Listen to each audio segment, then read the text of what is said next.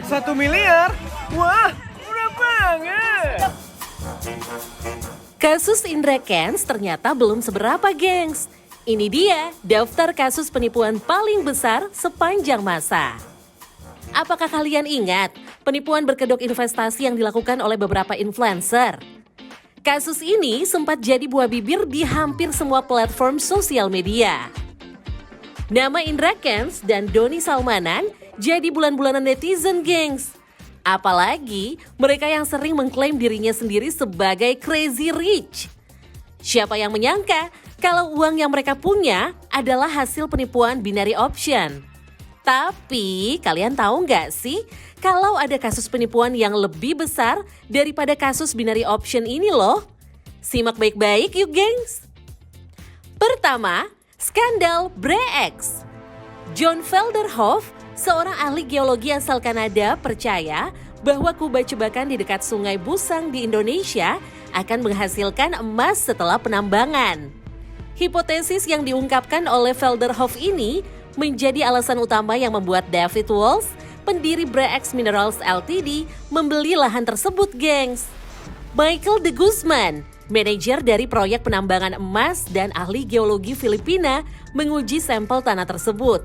Namun, dia tidak menemukan jejak emas pada tanah yang mereka keruk.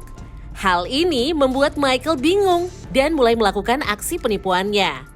Dia mengeruk emas dari cincin kawinnya dan mencampurkan pada sampel tanah yang mereka sedang teliti. Berdasarkan sampel tanah yang mereka gunakan, BreX mengklaim bahwa lahan yang mereka punya akan menjadi tambang emas terkaya yang pernah ditemukan. Cadangan emas di Busang dilaporkan sebesar 6.200 ton atau sama dengan 8% dari seluruh cadangan dunia.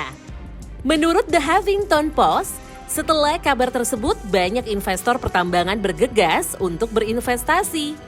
Harga saham BreX mulai naik menjadi $280 Amerika Serikat per saham.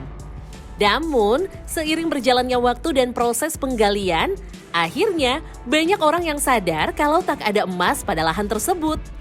Puncaknya adalah ketika de Guzman mengakhiri hidupnya sendiri dengan melompat dari helikopter. Reputasi BreX yang semakin menurun membuat harga saham semakin menurun juga, gengs. Penipuan ini menjadi skandal saham terbesar dalam sejarah Kanada. Kedua, skandal Enron Corporation. Enron Corporation adalah perusahaan energi komoditas dan jasa Amerika yang berbasis di Houston, Texas. Perusahaan ini didirikan oleh Kenneth Lay pada tahun 1985 sebagai penggabungan antara Lay Houston Natural Gas dan Internord. Tahun 1996, perusahaan Amerika Enron Corporation mencuri perhatian publik setelah laporan peningkatan penjualan yang stabil setiap tahun. Dari 1996 hingga 2000, penjualan Enron Corporation dilaporkan meningkat dari $13,3 miliar menjadi $100,8 miliar. Bahkan, Enron Corporation dinobatkan sebagai America's Most Innovative Company oleh majalah Fortune selama 6 tahun berturut-turut. Fantastis banget kan? Namun, pada tahun 2001, kondisi asli keuangan Enron Corporation terungkap. Laporan tersebut menyatakan bahwa terdapat penipuan akuntansi yang sistematis dan direncanakan secara kreatif. Skandal ini juga berhasil mengungkap celah dalam aturan akuntansi di Amerika loh. Enron Corporation melaporkan kebangkrutannya pada 30 November 2001 dan pada 2 Desember 2001. Skandal ini menjadi penipuan dan kebangkrutan terbesar dalam sejarah Amerika Serikat yang menyebabkan 4.000 pegawai kehilangan pekerjaan. Kasian banget ya karyawan di sana. Ketiga, skandal Poyais. Pernah dengar negara fiksi? Kalau kamu cuma dengar di film atau buku, ternyata negara fiksi ini pernah menjadi bahan utama untuk kasus penipuan loh, gengs. Skandal ini dilakukan oleh Gregor McGregor, seorang pria asal Honduras. Dia melakukan salah satu penipuan terbesar di awal abad ke-19 dengan memperoleh keuntungan lebih dari 200.000 pound sterling. Pada awal 1820-an, McGregor mengklaim telah menemukan negara fiksi yang dinamai Poyais. Dia mengatakan bahwa Poyais memiliki luas sekitar 8 juta hektar dan dia adalah pangeran negeri tersebut. Gak cuma itu, dia juga mengklaim bahwa tanah Poyais kaya akan sumber daya alam, tetapi membutuhkan tenaga manusia untuk mengubahnya menjadi negara maju.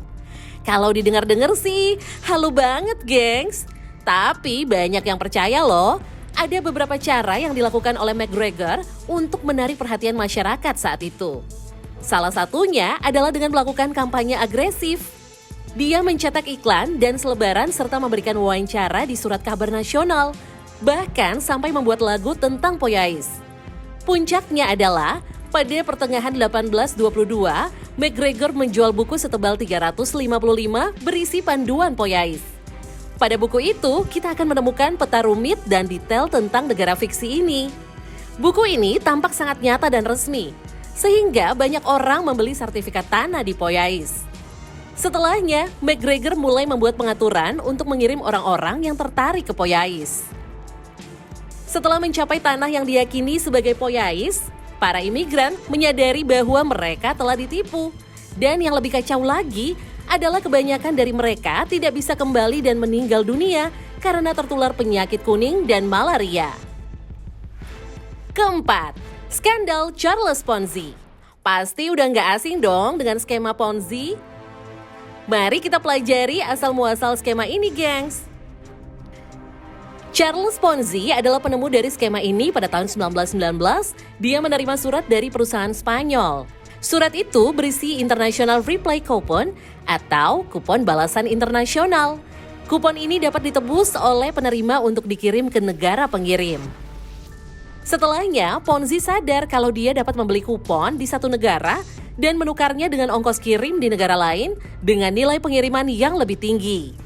Pemikiran inilah yang membuat dia berani untuk mengajak temannya untuk melakukan investasi dan mendirikan perusahaan. Pada Juni 1920, total investasi bersih dalam skema Ponzi naik menjadi 2,5 juta dolar Amerika Serikat. Melihat keberhasilan ini, orang-orang mulai berani untuk ikut berinvestasi di perusahaan Ponzi ini. Sayangnya, banyak yang gak sadar kalau uang yang didapat oleh orang investor lama adalah uang dari para investor baru. Yang namanya sukses mendadak memang akan menimbulkan kecurigaan, gengs. Hal inilah yang membuat agen publisitas melakukan investigasi dan menemukan dokumen yang terkait dengan penipuan. Agen itu menulis sebuah artikel untuk Boston Post yang membawa penipuan Ponzi ke publik. Sejak saat itu, perusahaan tersebut menurun dan para investornya kehilangan sekitar 20 juta dolar. Gak cuma itu loh, penipuan ini membuat Ponzi harus dipenjara selama 5 tahun, gengs. Gimana? Edan banget kan kasus penipuannya? Setelah mendengar penjelasan Mbak JT, kalian harus ekstra berhati-hati lagi, gengs. Apalagi kalau menyangkut uang.